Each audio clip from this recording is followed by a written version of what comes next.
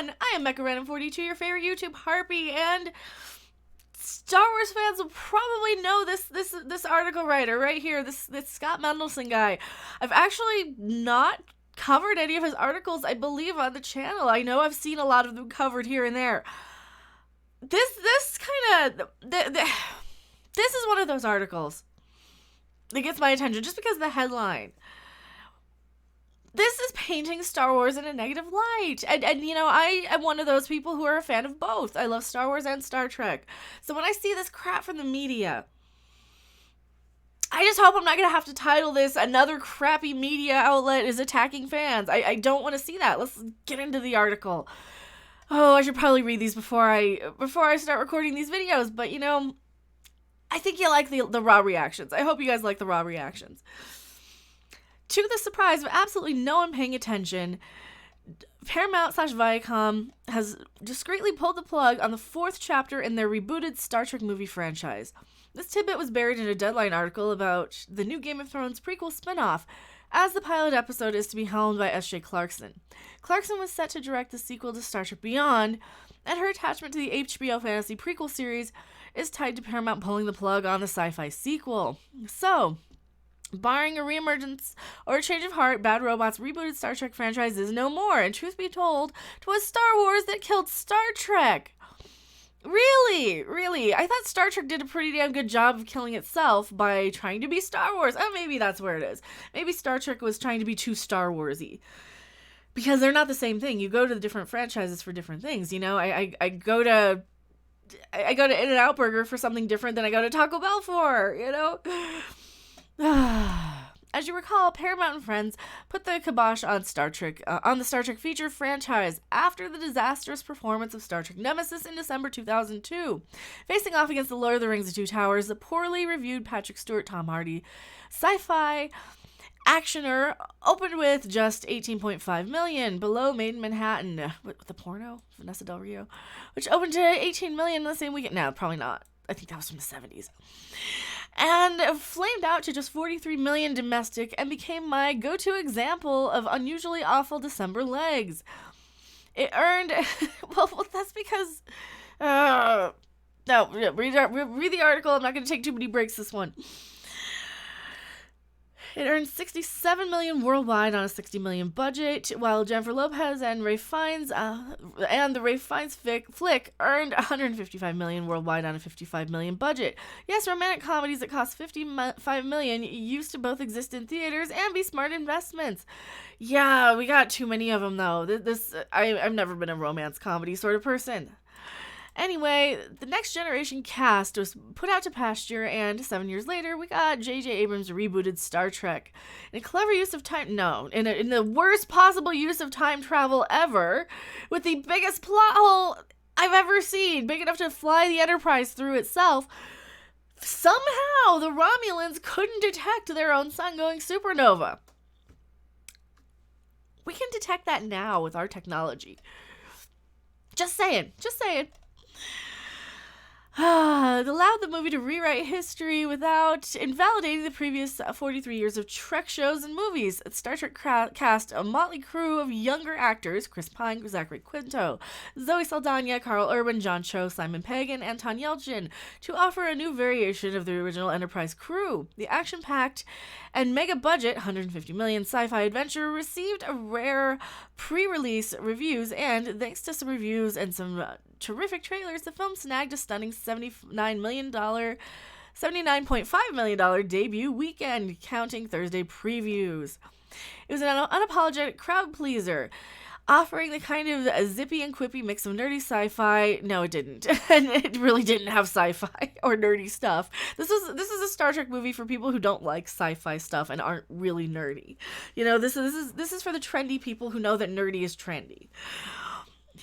And a blockbuster swashbuckling that folks arguably wanted from the Star Wars prequels and Indiana Jones and the Kingdom of the Crystal Skull. Oh, that movie was bad. It legged its way to 256 million domestic, but overseas interest was not as strong. The film earned 385 million worldwide. Not a great number for a 150 million budgeted flick, but A, it wasn't following the Batman Begins template, and B, Paramount was doing just fine thanks to this Marvel Cinematic Universe. Remember, before they released Iron Man, Iron Man 2, Thor, and Captain America, before Disney took over the DreamWorks animation flick and the Transformers franchise. Yeah, see, and that's the thing with 2009. This is before we kind of got burned with a lot of that stuff. I think a lot of people, I even have seen it. I didn't see it in the theater. I waited for DVD, thinking, okay, it's not going to be that bad. It's in a different universe. It's not going to ruin actual Star Trek. No, it was that bad. It was that bad. And now they're trying to shoehorn that into the Picard series, the events that took place in this movie. From around 2006 to 2011, they were what Disney is today, except without the total market share domination, since audiences still showed up for both The Proposal and X-Men Origins Wolverine in the summer of 2009. But Disney bought Marvel for $4 billion in September of 2009, and Paramount would sell off their distribution rights to their MCU franchises for just $115 million in 2011. Disney bought Lucasfilm for $4 billion in October of 2012, and yes, Paramount eventually sold Disney the rights to the future Indiana Jones movie in late 2013. But put a pin on that for a moment, because Star Trek Into Darkness, which brought Benedict Cumberbatch as not Khan, was supposed to be a breakout sequel on par with The Dark Knight. But 4 years later, audiences were more excited about Marvel's post-Avengers movies and whatever Warner Brothers was up to with Man of Steel. Well, that's because Star Trek 2009 failed to do one thing. It failed to be Star Trek. It was the first biggest example of Star Trek in name only. It was this sort of thing for people who didn't like Star Trek. You know, it didn't have any of the actual science fiction-y sort of elements. It was action, shooting, people jumping out of things, you know, car chases. It was an action movie. It is not a movie for Star Trek fans. Star Trek can be very cerebral. And, you know, having action in a movie isn't a bad thing. It just doesn't belong as the main focus of Star Trek. And that's what pissed off so many of the people. And then once they announced Khan, we're like, no, seriously, really? You're going there? Because you swore up and down this isn't Khan, and now it's Khan. Not only that, Into Darkness decided to use Khan's blood to cure death. Forever! To make death just completely obsolete, that they completely forgot about later on. You have these giant plot holes and these sort of ridiculous premises that Star Trek, the theatrical Kelvin Star Trek movies are kind of about, and that's not Star Trek. And this is where Discovery is failing miserably. And this video will probably also get demonetized because CBS has a hard-on for me now. And I wish it was in a good way, because, you know, I could use, Mama needs a new house. Seriously, CBS, you want me to say good stuff about you? Throw some money my way. I will shill for you all day. But you'll never do that. You would never do that. I put these little things out there because you know they're not going to do that. You know they're not, and I'm such a hothead, and I would probably still turn around and say, yes, thank you for the house, but this is still terrible, right? Even if they did that. Star Trek Into Darkness earned solid reviews, but the kind of divisive online fan reaction that skews the narrative. It earned $229 million from an $83 million Thursday-Sunday debut, which is leggy enough, and $467 million worldwide, mostly thanks to a 3D conversion this time out. But the big problem was just around the corner, as Disney had begun to work on the new Star Wars movie, specifically what would become Star Wars: The Force Awakens. In between Star Trek and Star Trek Into Darkness, Paramount would also lose DreamWorks Animation to Fox. It's now over Comcast, and would lose the MCU to Walt Disney, even as they made money on the Avengers and Iron Man 3. The biggest problem would be that new Star Wars movie, The Force Awakens, also directed by J.J. Abrams, opened in December 2015 to rave reviews. A record $248 million domestic and $525 million worldwide debut, and eventually legged it to $937 million domestic with $2 billion worldwide, to the extent that the new Star Trek movies were filling a hole left by divisively received Star Wars prequels and a lack of Matrix and Lord of the Rings type franchises. Star Trek isn't like that. Star Trek is this like obscure thing that they play at these these kind of little theaters that specialize in art house movies, and Star Trek's never been the big blockbuster movies. Stop treating it like that. The return of the genuine article negated the need for new Star Trek movies that could approximate Star Trek level sci-fi wonkery with the Star Wars-worthy blockbuster thrills. Slight digression, but it also didn't help that high-end TV could now approximate theater-worthy experience. By the time Justin Lin's Star Trek Beyond entered theaters in the summer of 2016 with strong reviews and fan approval, the key trump cards, Star Trek movies that played like Star Wars movies, the relative paucity of blockbusters on the scale of Star Trek Into Darkness, and the inability of TV sci-fi to offer comparative action and speculate were off the table. Star Trek Beyond was no longer remotely special as either a big budget blockbuster fantasy action franchise among many people. A problem that oh my god, why are you so wordy? Oh lord. This is a long way just to say that Star Trek became too much like Star Wars. That seems to be where he's going with this article.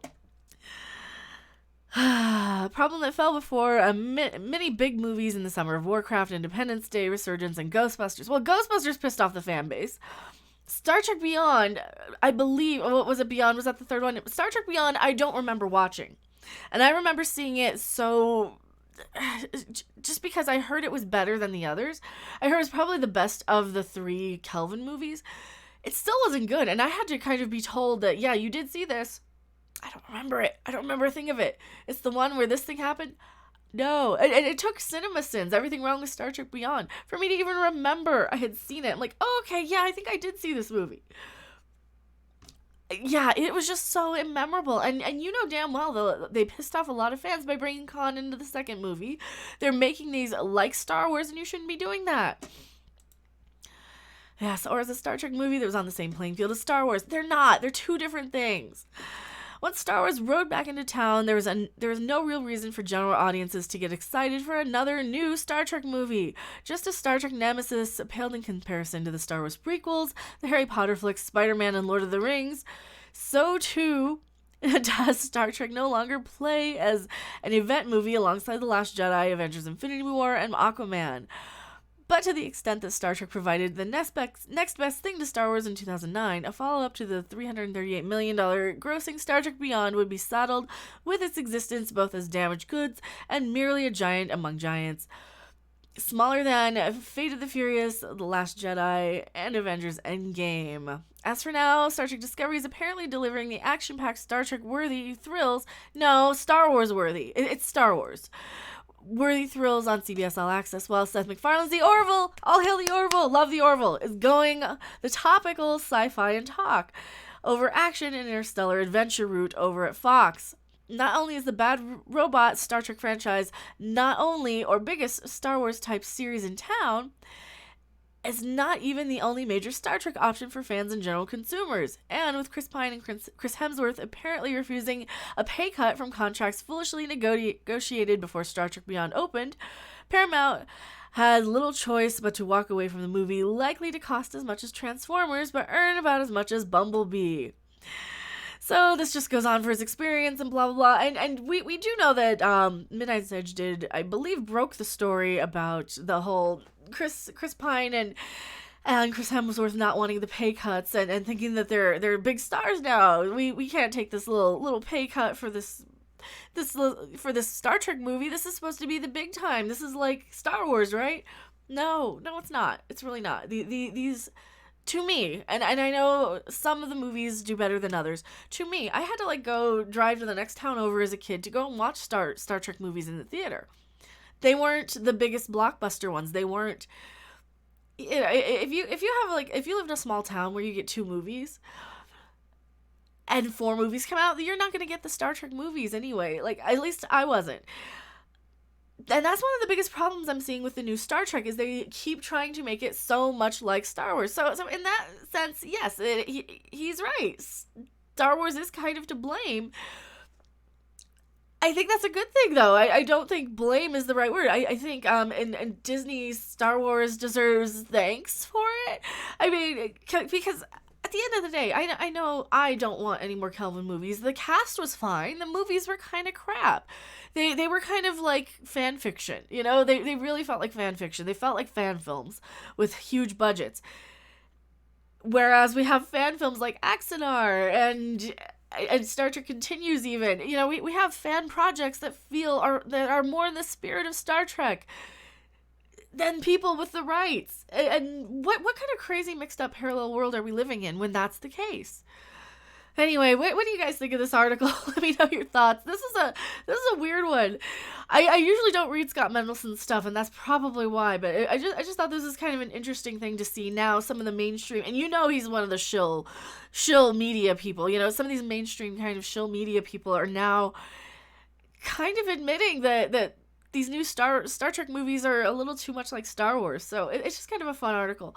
Thank you guys so much for watching. Watch me live to talk about the Orville right after it airs. I'm excited. All hail the Orville. Go watch the Orville. It's amazing. I will see you guys on the next video or live stream. Bye! Thanks for watching. If you liked it, make sure to hit that like button. And if you want to see more, don't forget to subscribe. See you in the next video. Bye!